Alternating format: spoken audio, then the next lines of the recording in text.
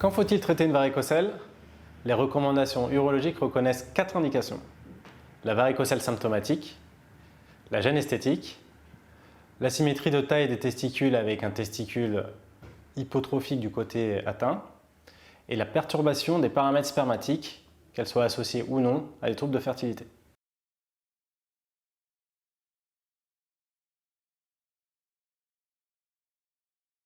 Concernant l'embolisation pour traiter une varicocèle symptomatique, ce qu'il faut attendre de l'intervention, c'est qu'à l'issue de l'embolisation et de la période post-opératoire, les douleurs disparaissent entièrement.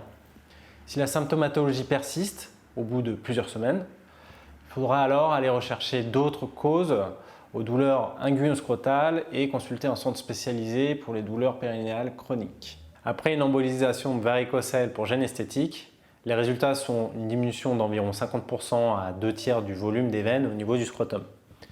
Le principe de l'embolisation n'est pas d'occlure ces veines dans le cordon, mais de les désengorger. Donc les veines continueront à exister, à être perméables et elles seront encore palpables un minimum. À l'issue d'une embolisation de varicocèle pour asymétrie de taille des testicules, le volume du testicule ne reviendra jamais à la normale, mais il restera de volume stable. On pratique l'embolisation afin de prévenir une aggravation au fil des années du fonctionnement du testicule atteint. Dans le cas d'altération des paramètres spermatiques, qu'ils soient isolés ou associés à une infertilité, primaire ou secondaire, on a tendance à réserver l'indication de l'embolisation pour les grades 2 ou grade 3 d'une varicocèle, parce qu'une méta-analyse rapportait que l'amélioration de la concentration et la mobilité des spermatozoïdes était plus importante après un traitement à partir du grade 2 de la varicocèle.